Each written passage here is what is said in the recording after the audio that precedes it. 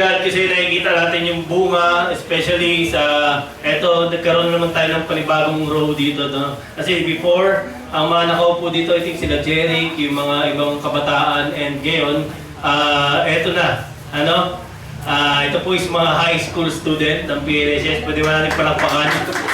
Hindi po included dyan si Archie at si Leslie, mukha lang sila mga grade 9, but thank God sa buhay nila and yun, it's good na nakita natin sila na sumunod sa water baptism dahil for how many years, nasundan ulit yung ating water baptism. Ibig sabihin, nagiging kumikilos ulit yung ating ministry and nagkakaroon ulit tayo ng mga bagong youth na iti-trained and I hope and pray na magtuloy-tuloy ito, especially magkaroon tayo ng more on Saturday service, and baka kayo tinatap para sa mga youth na ito, marami pa dyan mga walang nagdi-disciple and God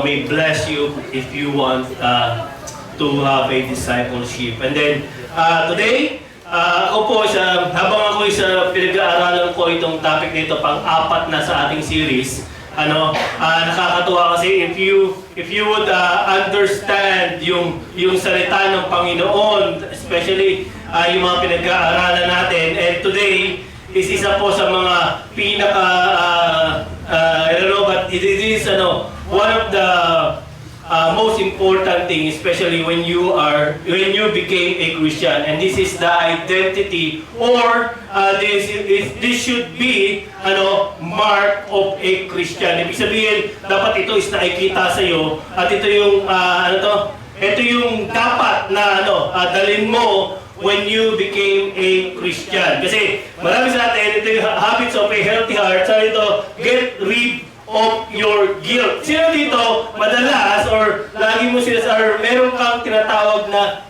guilt feelings? Sino dito, madalas, kapag ikaw is nagkakasala, ikaw ay merong tinatawag na guilt feeling. Diba? Sino guilty? As charged.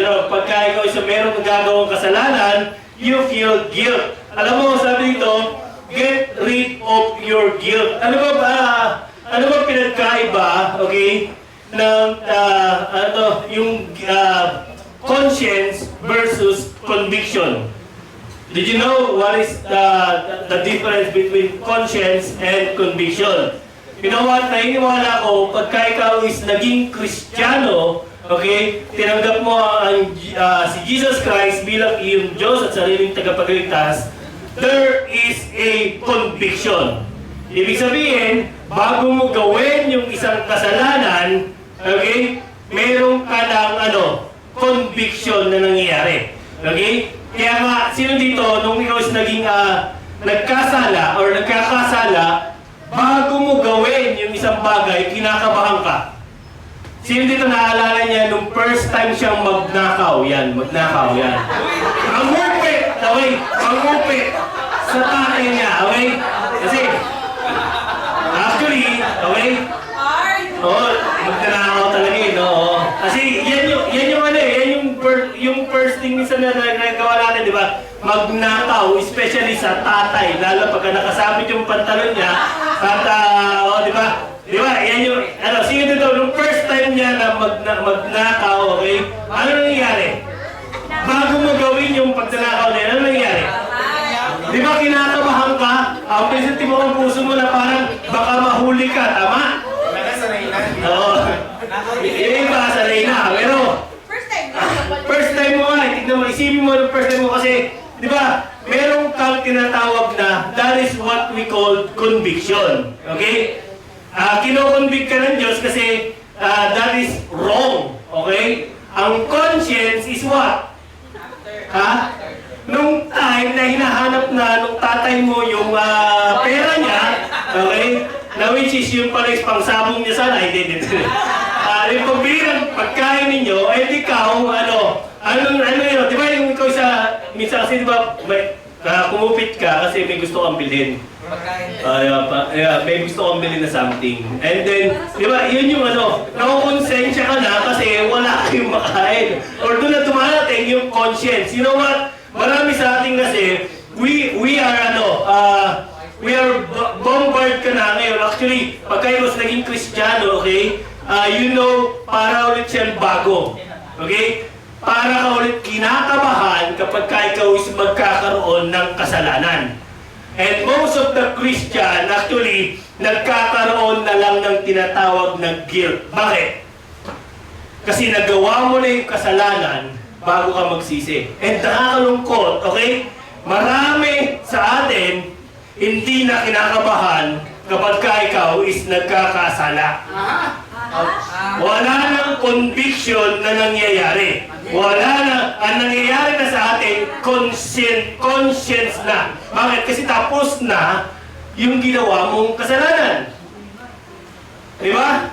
Eh na matindi, kapag ikaw hindi ka na tinatablan ng kaba sa pagkagawa ka, gumagawa ng kasalanan mo, ang kapal na ng mukha mo bilang Kristiyano. Ibig sabihin yan, you know what? Nagkakaroon na tayo, yung guilt hindi na, no? And, nagkakaroon na tayo ng, alam mo yun, yung kapag, most of the time, ito, pagka ikaw merong guilt or conscience, inuusik ka ng konsensya mo, hindi ka na makatulog sa gabi. So why?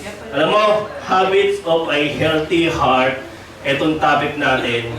Ito, may question ako sa inyo. Sabi dito, sa tao or as a human, sabi yan, did you caught or experience yun na ba na mahuli na ginagawa yung iyong kasalanan? Sino ganyan? Oh, ginawa mo yung kasalanan mo, nahuli ka. Na-experience nyo ba? Okay. Ang problema, ito yung problema. Marami sa atin gumagawa ng kasalanan, ng kalokohan, okay? And, ang mga palamukha, hindi ka pa nag-sorry. Sino yan, di ba? Or minsan, okay? Did you say sorry because nahuli ka? Okay, kasi magkaiba yun, ha? Magkaiba yung, umamin ka sa iyong kasalanan na ikaw is, hindi ka umaamin kasi hindi ka pa nahuhuli. Okay? Kasi marami sa atin ganyan. Or, kasi, malaking pinagkaiba nun eh. Gumagawa ka ng kasalanan, okay? Tapos yung isa, nahuli kang gumagawa ng kasalanan. Tapos yung isa, hindi ka pa nahuhuli at gumagawa ka ng kasalanan at until now, inuusig ka ng iyong konsensya. Why? Because wala na yung conviction sa'yo. And ayan po yung dapat nating pag-aralan for today. Kasi, you know what? As a Christian, ayaw natin na maging kalyo na yung puso natin pagdating sa salita ng Diyos. Pagdating sa di ba, did you remember when we talk about God, ano nangyayari sa atin? Di ba pagka may nag-aaral ng salita ng Diyos before, ang ginagawa mo? Hindi ka sumasama sa Bible study, di ba? Naalala niyo ba kung meron sa inyo na experience, nagbabahay-bahay yung iba, nagdadala ng Biblia, ang ginagawa mo? Di ba umaalis ka? Di ba? Bakit? Kasi you don't want to be a holy or ayaw mo pag-aralan yung salita ng Diyos. Alam mo, yan yung dapat nating i-change na habit. Yan yung kailangan nating ilapit sa Panginoon, especially, okay, when you have a guilt. Kasi, alam mo, naniwala ako, bilang isang mananampalataya sa Panginoon, God wants you to draw near closer to Him. Kung gusto ng Panginoon, makilala natin siya, mapulpil mo yung calling mo, mapulpil mo kung ano yung talent na binigay sa iyo ng Panginoon. Kasi marami sa atin, maraming mga Kristiyano, they are keep living in shame. Di ba? Nagtatago sila or lumalayo sila sa Panginoon. Did you remember when God, yung unang beses na nagkasala si Adam and Eve, nung time na nagkasala sila, ano nangyari? Di ba nung kinain nila yung fruit of good, knowledge of good and evil, di ba, anong ginawa nila? Di ba, nagtago sila. Di ba, nung nagkasala sila, nagtago sila. Tapos, di ba, na-realize nila na meron silang kasalanan, nakita nila na naging open yung mind nila, na meron silang kasalanan, and then kumuha sila ng fig tree, tinago nila yung, nalaman nila na ubot-ubad sila, and dinamitan nila yung sarili nila, okay? Para di ba, kasi nakakahiya. Di ba? Kasi meron tayo, ganyan tayo, nagkakaroon pa rin tayo ng kasalanan. And alam mo, pagka nagkasala tayo, ito ang gustong-gusto ng dyablo. Yung mapalayo ka sa Diyos. You know what? Kung ikaw ngayon, Kristiyano, okay? And if you are here right now, naniniwala ako na mayroong conviction sa iyo yung Diyos before mo gawin yung kasalanan. And alam mo, I hope and pray na ma-activate yan every time na ikaw ay papasok sa kasalanan. And sa yan, para at least mas ma-fulfill natin yung ating calling sa Panginoon. Sabi yan, sa 2 Corinthians chapter 7, verse 9 to 10, sabi dito, "Yet now I am happy, not because you were made sorry, but because your sorrow led to your repentance, for you became sorrowful as God intended. Godly sorrow brings repentance that leads to salvation and leads no regret, but worldly sorrow brings death." Alam mo, ito po yung isa sa nakakalungkot na nangyayari sa buhay ng isang Kristiyano. Alam mo, naniniwala ko, God brings sorrow for you to repent. Okay? Kaya pinapa-experience sa iyo ng Diyos yung bagay na yan kasi gusto niya na ikaw is magsisi. Gusto niya na ikaw is hindi mapalayo sa Kanya, but bagkos lumapit ka palalo sa Diyos. Marami sa atin, alam mo, when you became a Christian, hindi po to instant na you are so godly. Okay? Kung ikaw is naging Kristiyano, ikaw is banal na at hindi ka na pwedeng magkasala. Remember this, we are in a flesh. Okay? This body is a sinner. Okay? Tandaan nyo, makasalanan po yung katawan natin. And alam mo, patuloy kang sabi nga ng Panginoon di ba, sa Biblia, actually, you will still have sin. Okay? Magkakasala at magkakasala ka pa rin. But you know what? Sabi ng Panginoon, it brings to repentance. Sabi diyan, godly sorrow, repentance, then bring to salvation. Worldly sorrow, nagkakaroon ka ng remorse and spiritual death. Kaya naniniwala ako yung mga tao, okay, na hindi nagsisisi sa kasalanan ginawa niya at ang kapal ng mukha mo, ginawa mo yung kasalanan na yan, hindi ka nagsisisi, alam mo, magkakaroon na sila ng spiritual death. Naniniwala ko dyan na parang patay na sila sa harapan ng Diyos. You know what? Kasi they are, meron na silang kasalanan at yung kasalanan na yon, sabi diyan, alipin ka na sa kasalanan yan. But sabi diyan, for us, as a Christian, di ba, nagkakaroon tayo ng godly sorrow. And ang matindi, okay, eto po yan. Pagka tayo ay nagkasala, sino dito minsan nagkasala? Sinisi mo yung ibang tao. Kaya, kasi mas madali, sa totoo lang, sa ngayon, in our time, pagka tayo nagkakasala, yung tao, sinisisi natin yung ibang tao para ikaw, dahil sa kasalanan na nagawa mo. Tama? And you know what? Hindi mo na ma-recognize yung sin. Okay? Sabi nga dyan, yung temptation, okay? Sabi na, may yung temptation, si Satan, sabi na galing kay Satan. Alam mo, nalulungkot ako para kay Satan kasi yung temptation na yon, okay, binigay niya, wala naman siyang ginawa, pinakita niya lang okay? He tempted you, pero ikaw na yung kumikilos para gawin yung kasalanan na yon. And ang nakakalungkot, marami sa atin Kristiyano, okay? Merong stages ng kasalanan yan. Okay? Una, nasa isipan mo lang. Okay? hanggang sa sinubukan mo, at hanggang sa ikaw nag-enjoy ka na, at yung last is naging alipin ka na ng kasalanan. You know what? Today, kasi we are, hindi na tayo aware sa kasalanan. Yung word na sin in our generation, in our time, sa totoo, ano nang ginagawa natin? Pinapababa na natin yung word ng kasalanan. Kaya kanina, nung sinabi ko sa inyo kanina, magnanakaw. Di ba? Ano sinabi ni iba? Ang sakit niyo lang magsalita. Kasalanan naman talaga yung magtakaw eh. Anong tingin niyo dyan? Kupit? Ano to?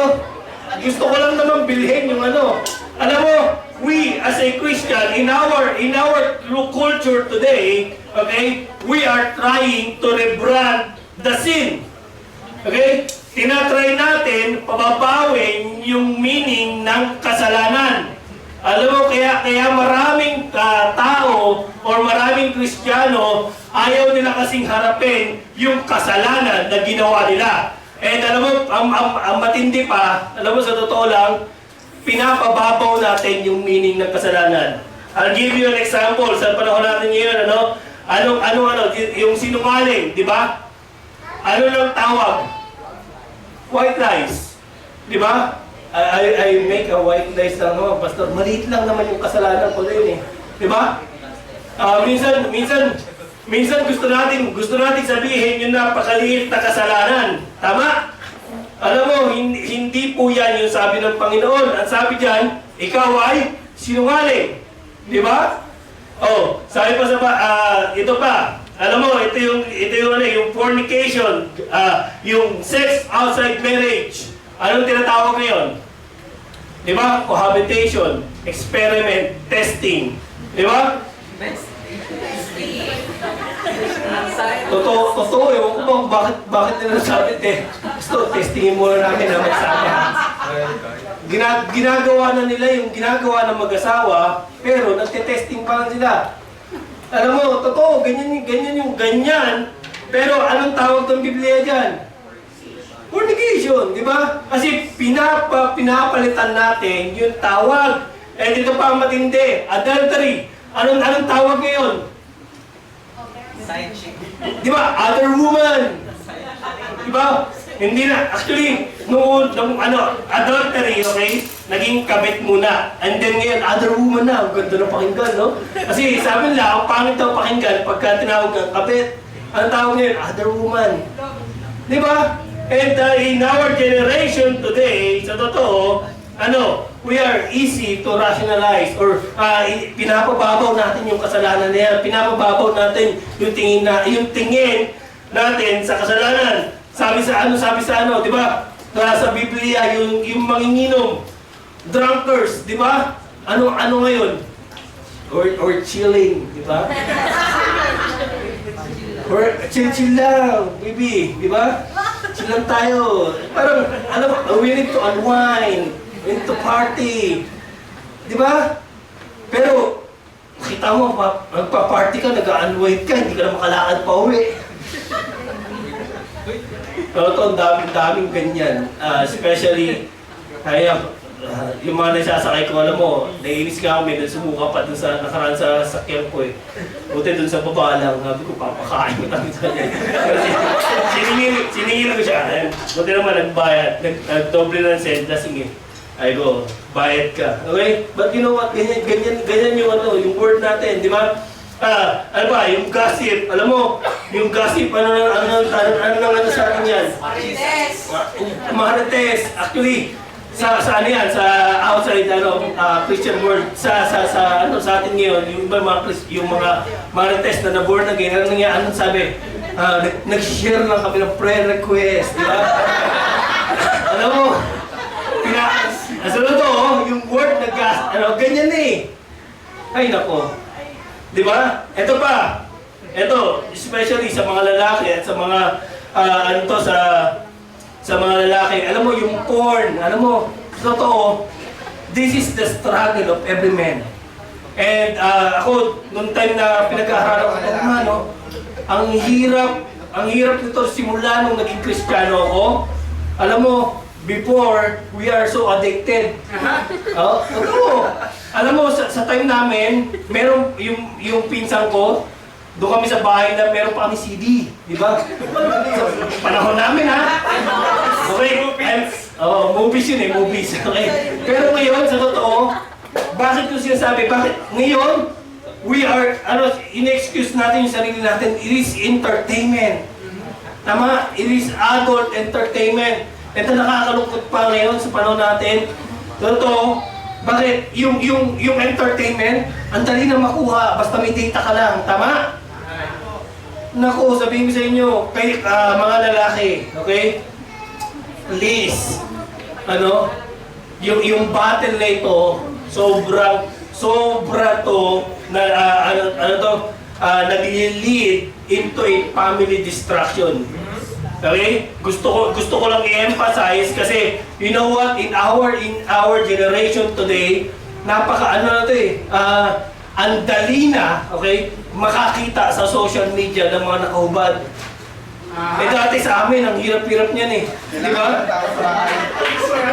And ngayon,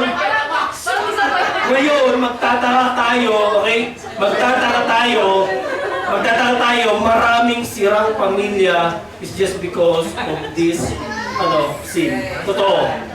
Kasi, alam mo, ako, nung time na ako nagda-drive, sa totoo lang, at night, okay, if I was still addicted with this, ang bilis kong magkasala. Alam mo bakit? Kasi yung mga naisasakay ko, mga kabataan, mas wild pa. Minsan, magme-message pa sa, noong nakaraan nga this week, may sinunod ako kay Eunice eh. Malapitin talaga ako sa mga bakla. Sorry, that's the word nagulat ako, may nag-book sa akin. Sabi niya, Hotel Sogo, diretso tayo sa Hotel Sogo. Tapos, sabi ko, Sogo naman talaga yung nakabook sa booking niya. And parang okay po. Tapos sabi niya, tara, may word na tara. Tapos question mark, sabi ko, wait lang.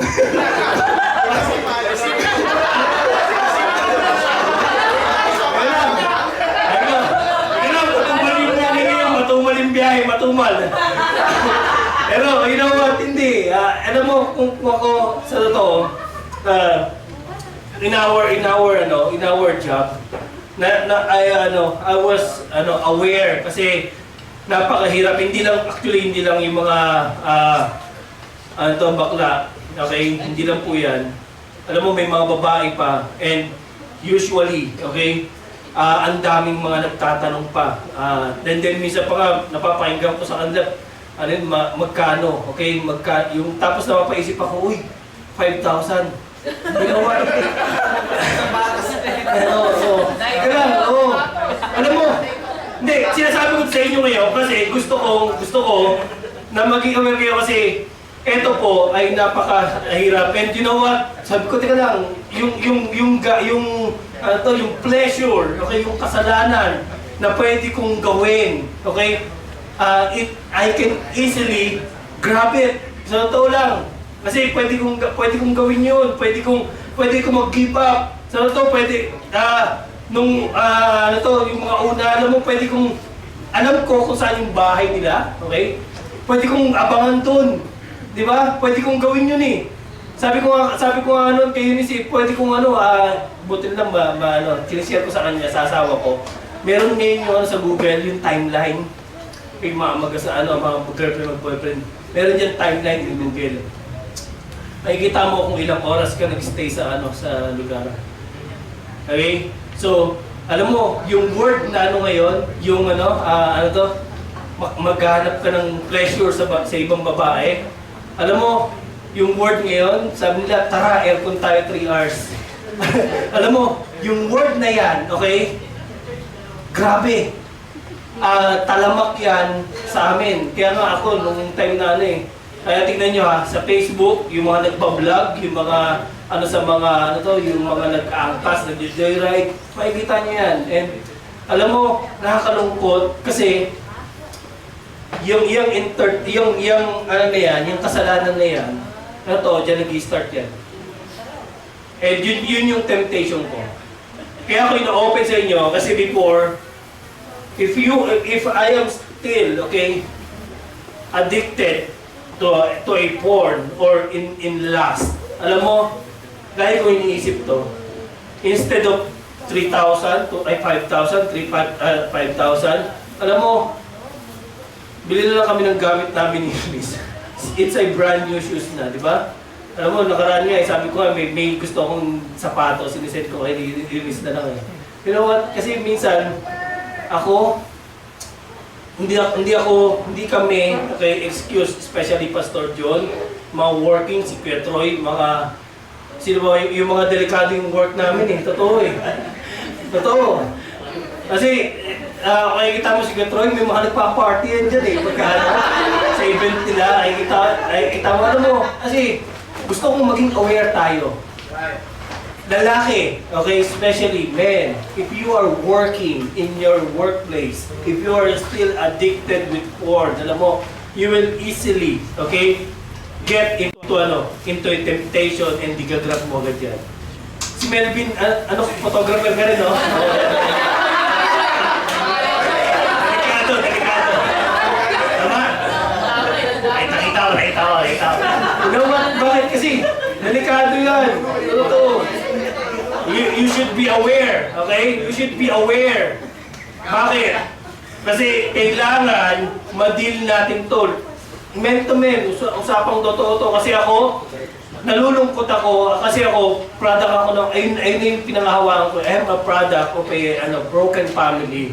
And ayokong gawin yun kay Haidya. Ayokong gawin, maranasan niya, yung naranasan ko.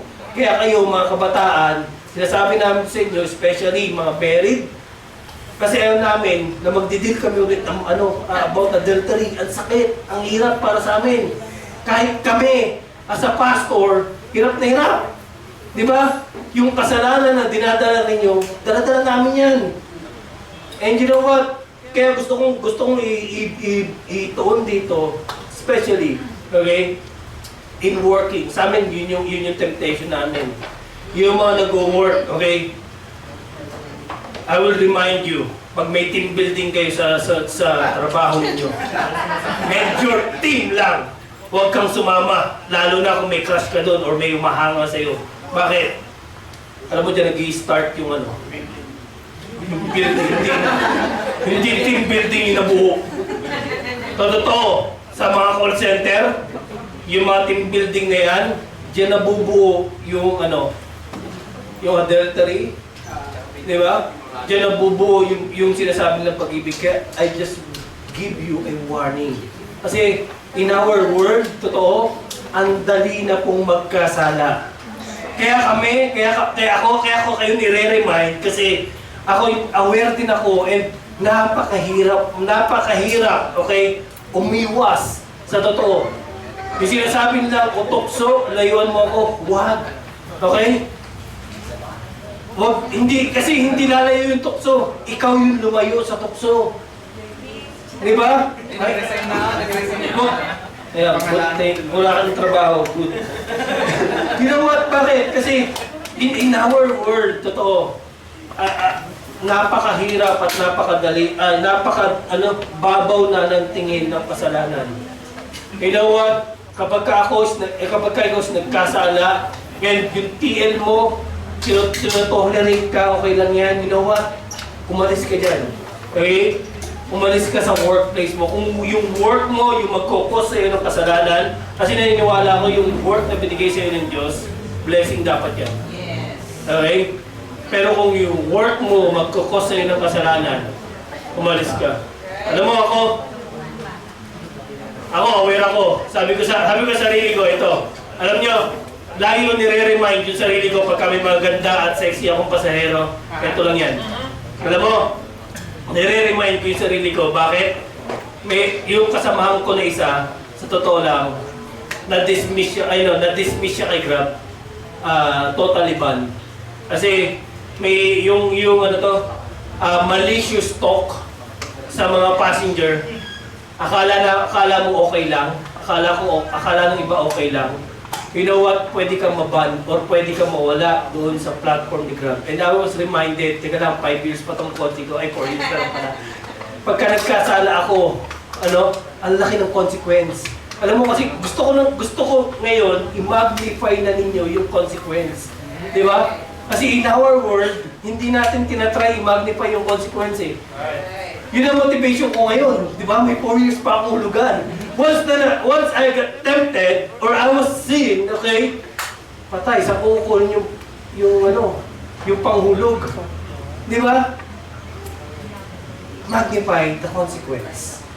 Ngayon pa lang, sinasabi ko sa inyo, magnify the consequence. Kasi in our world, in our culture, sa panahon natin ngayon, tama itong sinasabi ng Biblia. Woe to those who call evil good.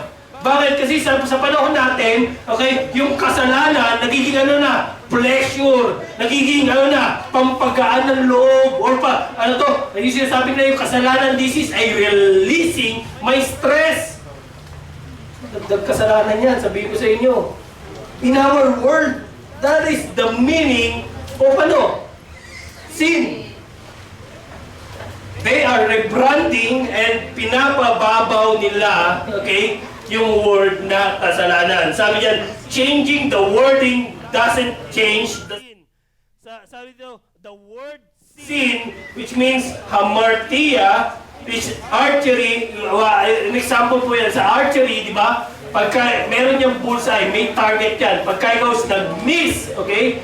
Ibig sabihin na you're miss yun, okay? That's hindi yun tama, okay? Hindi siya tama. Ibig sabihin sa atin, as a Christian, pagka tayo is na-miss natin yung standard ng Panginoon, we are sinner. Okay? We are sinner. Sabi sa Bible is we are all sin. Sabi diyan sa Romans chapter 3 verse 23, for everyone have sinned. We fall short of God's glory standard. Alam mo, if you have sinned, okay, lahat tayo na nandito, ay makasalanan. Even nagkakaroon pa rin ako ng kasalanan. But don't feel bad, okay? Huwag mong isipin na masama ka. Okay? Ito po, kapag na-realize mo na mayroon kang kasalanan, ito yung nangyayari sa atin lumalayo tayo sa Diyos. Hindi na tayo nag-serve. Hindi na ako tutugtog, hindi na ako kakanta, or hindi na ako mag-speak. You know what? When you have a sin, okay, it is what? It is a good realization that you are a sinner and you need a Savior. That's why, alam mo, yung Panginoong Diyos bumaba dito sa lupa is just because all of us are a sinner. Diba? Hindi pumunta yung Diyos for a healthy. Diba? Sabi niya sa Biblia, He came for the sick. And all of us, and that sick, okay, is sin. Hindi pumunta si Jesus Christ para para sa atin, okay? O para sa ating sa mga perfect, righteous. Hindi. He came for a sinner. Di ba? Ang problema sa atin, ito, nagkakaroon tayo ng remorse. Sabi diyan, remorse is not the same as repentance. You know what? When you fall short to God or nagkasala ka, alam mo, huwag kang mag-stay sa remorse. Ito kasi yung problema sa atin eh. Once na nalaman natin yung kasalanan natin, ang ginagawa natin, nag-grieve lang tayo. Okay? Ang gusto ng Diyos is what? Repentance. Diba?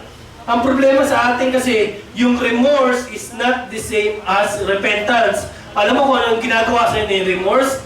Feel bad ka, okay? You are not qualified. Hindi ka para sa city life, hindi ka para dito, and sometimes you are blaming someone, or sometimes ini-excuse mo na yung sarili mo, this is not my fault.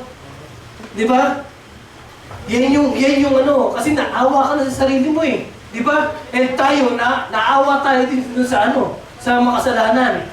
You know what? Kaya natin ginagawa, kaya tayo nagkakaroon ng remorse, or it's just because hindi tayo, nagre-repent. Rationalizing your sin is the first sign of a growing cold. Ibig sabihin, alam mo, pagka tayo is na-rationalize na natin yung sin, hindi tayo nag-repent, we only came for remorse, ano nangyari? Nagkakaroon tayo ng yung heart natin nagkakakalyo na. Ibig sabihin, nung tayo is unang nangupit, okay? Kinakabahan tayo. Pero the more na ginagawa mo na yung pangungupit, naging hustler ka na. Okay? So, totoo, nung una, nag-uumpisa yan sa piso-piso, 10, 100, hanggang sa maging 1,000. At totoo, once na hindi ka pa nagbago, kaya pa maging milyon yan. Kasi, bakit? The more na ikaw nagkakasala, the more na lumalamig ka. Ano nangyayari? The more na ikaw is nagkakasala, hindi ka na, lalo ka nang lumalayo sa Panginoon. Lalo ka nang umaalis ka na sa church. Kaya nga nung sabi nung karamihan magbasa ka ng Biblia at malalaman mo yung iyong kasalanan. Alam mo, simula nun, hindi na sila nagbabasa ng Biblia. But you know what, church? It is, kung ikaw babasahin mo talaga yung Biblia, it is not only about sins. It is also a victorious over sin. Alam mo, kasi when we feel, pagka tayo sa Kristiyano, okay, napalayo ka na lalo sa Diyos, you feel remorse, hindi ka nag-repent, or until now, okay, tinatago mo yung kasalanan na meron ka, hindi mo itinatama. Alam mo, ito ang problema sa atin Once na nalaman natin yung kasalanan natin, ano nangyari? Tumatalikod na tayo sa Diyos. You know what? Ang gusto ng Panginoon, talikuran mo yung kasalanan, hindi yung Diyos. Kasi you know what? When you feel bad, yung sin nagse-separate sa atin sa Panginoon.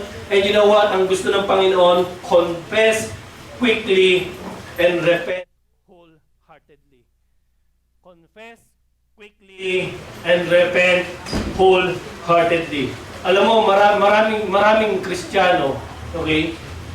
They are delaying their confession.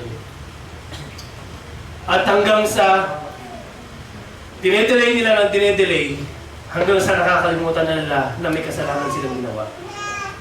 Alam mo mga kapatid, pagka ikaw is nagkasala, and you want to draw near closer to God, repent. Alam mo, napakadaling lumapit sa Diyos kaysa lumayo sa Kanya. Ang dami nga sa atin, ang first choice natin, pagka nagkakasala tayo sa Diyos, lumalayo na tayo sa Kanya.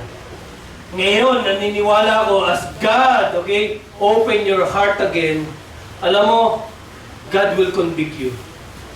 And God didn't want you to condemn. Ayaw ng Diyos ay condemn tayo. Ang gusto niya is repentance. Pastor, pwede ba yun? Confess quickly and repent wholeheartedly. Totoo. Tama. Pwede. Kasi marami sa atin, we are delaying our confession. We are delaying our sin. Alam mo, eto yun once na nagkaroon tayo ng sugat, okay, anong ginagawa natin? Ha? Anong ginagawa natin pagka nagkaroon tayo ng sugat? Di ba? Ang ginagawa ng iba sa atin, okay, di ba? Hinuhugasan, nililinis at ginagamot. Okay? Ang problema sa atin, sa karamihan sa atin, pagka tayo is nagkasugat, ang ginagawa, hinahayaan na lang natin. At ang matindi, pagka yung sugat na infection, okay, lumalala. Alam mo, ganyan yung kasalanan sa atin. Para tayong sinusugatan. At alam mo, kapag yan, hindi mo ginagamot, yan ay infection sa katawan, magkaroon ng infection sa katawan mo, nagkaroon ka rin ng spiritual death. And you know what, mga kapatid, naniniwala ako, okay, yung Diyos, ganyan din sa atin. yung our conviction nung una, nawala na yung conviction, okay? Nawala na yung conscience, at ikaw na, naging cold ka na sa harapan ng Diyos, ibig sabihin niyan, you are now spiritually dead. That's why, kahit na anong iyak, or kahit na anong correct sa'yo, ang layo-layo mo na sa Diyos at hindi mo na maramdaman yung Diyos, you know what? You need right now a Savior. Again, kailangan natin yung Diyos. You know what? Confess it quickly. Kami ni Pastor John, alam mo, lagi namin sinasabi, or lagi ko sinasabi sa sa mga kasama ko sa mga lalaki. Alam mo, kapag ikaw is nagkasala, or ikaw is magkakasala, kontakin niyo kami. Di ba? Sasamahan. Kapag kayo, especially, okay, sa mga lalaki, may mga nag-iaya sa inyong date, kayong dalawa lang, at sa ibang, sa place na kung saan nando ka na sa pagkakasala, alam mo, tawagan mo kami. Okay? Ako, thankful ako kasi sa ngayon, sa Grab, alam mo, naghanap ako dati ng grupo kasi pagka ako is mag-isa lang, I can easily, sing. And you know what? Doon sa grupo ko na yun, yung isa, lagi kami naghahanapan before eh. Panggabi kasi kami, prone kami sa hold up, tsaka sa, lalo yung mga temptation. So, lagi namin hinahanap yung isa't isa. And meron doon isa, sa grupo namin, tagal, hindi namin narinig yung pangalan niya. Siguro mga, hinahanap namin kahit sa GC, mini-message namin. And you know what? There is unbeliever. Natatawa na lang siya kinabukasan. Ay niya, sorry, pero I give in. Alam mo, hindi siya Kristiyano, pero yun yung naging reminder sa akin again, na, wait lang, may maghahanap sa akin. Pag ako nawala ng 3 hours, kasi it's either na-hold up ka, or nag-enjoy ka sa kasalanan. Yun lang yung case namin. So you know what? In your case, okay? Especially sa inyo, mga kabataan, working. Alam mo, hanap ka ng isang tao na kapag kino-corner ka na ng kasalanan, okay, tawag ka lang. Eh, lagi niyong isipin, kami, kung kayo is nagkakasala, i-browse nyo lang yung Facebook page ni Pastor John, makikita niyo na makakonvict na kayo.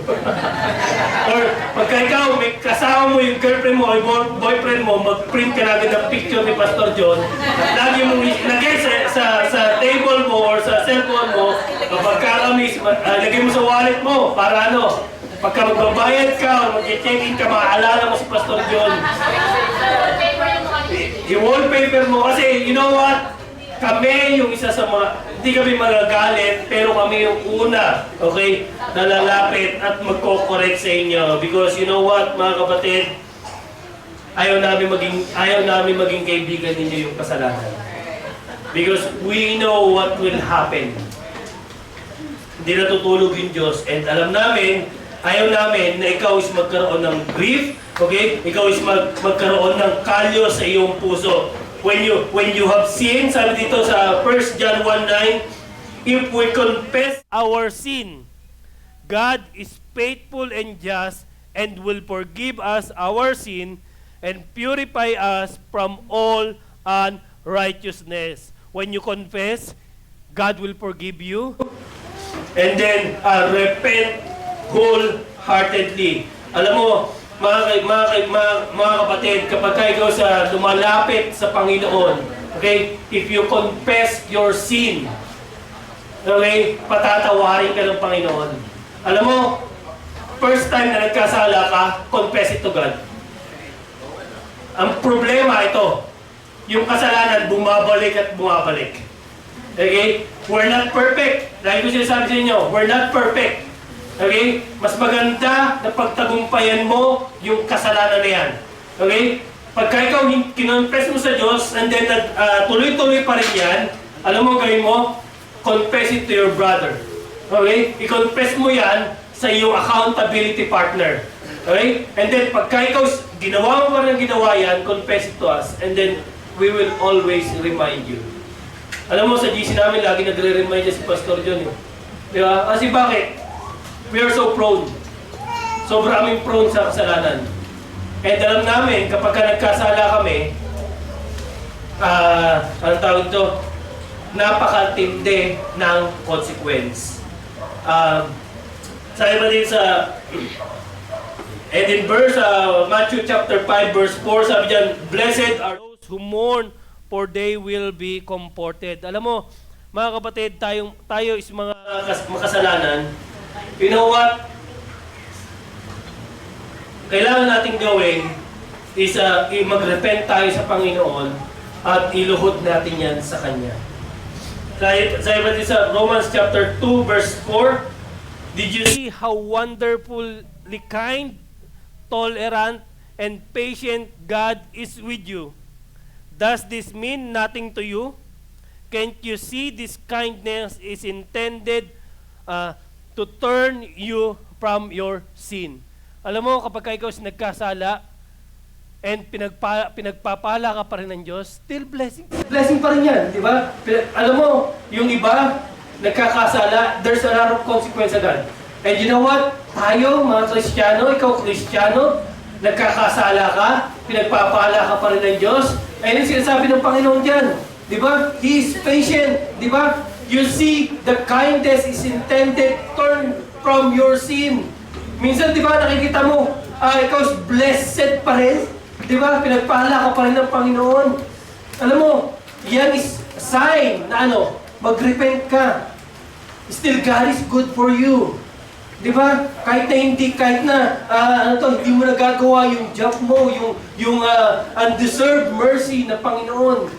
Still, pinapatawad pa rin niya tayo. And gusto ko kinuwento ni Jesus Christ in John chapter 8, sabi niya dyan, Jesus returned to the Mount of Olives, but early the morning he was back again to at the temple. A crowd soon gathered, and he sat down and taught them as he was speaking. Ito si Jesus Christ nagsasalita, nagtuturo. As he was speaking, the teachers of religious law and the Pharisees brought a woman who had been caught in the act of adultery. Grabe, no? They put her in front of the crowd. Diba? Imagine mo to. yung isang babae na huli nila on the spot. Okay? Nagko-commit ng adultery at dinrobe nila kay Jesus Christ habang si Jesus Christ is nagtuturo. And then sabi, teacher, they said to Jesus, this woman was caught in the act of adultery. The law of Moses says stone to her. Diba? Stone her. What do you say? And then they were trying to trap him into saying something they could use against him. But Jesus stooped down and wrote in the dust with his finger. Okay? Gumawa siya ng and then sabi niya, they kept demanding the answer. So he stood up again and said,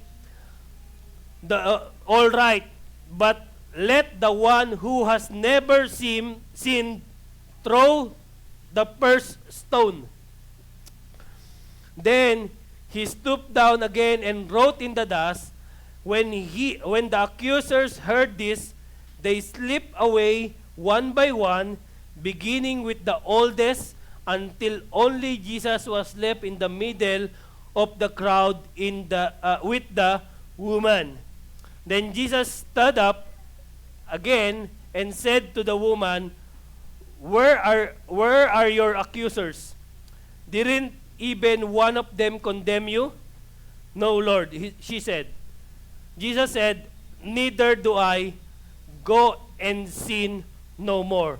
Grabe yung grace na binigay sa atin ng Panginoon. Even right now, kung sino man yung walang kasalanan, sabi niya dyan, siya yung unang bumato.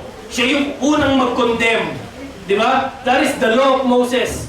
But you know what? Sabi ng Panginoon, God is still gracious. He wants you to have sin no more. Di ba?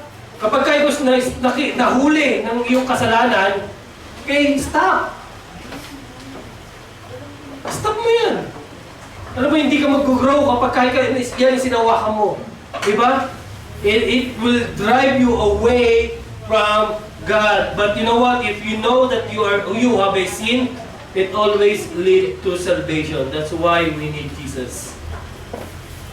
We need Jesus. Every day in our life, alam mo, ako, as I continue in speaking, alam mo, sabi ko lagi, Lord, please forgive me muna.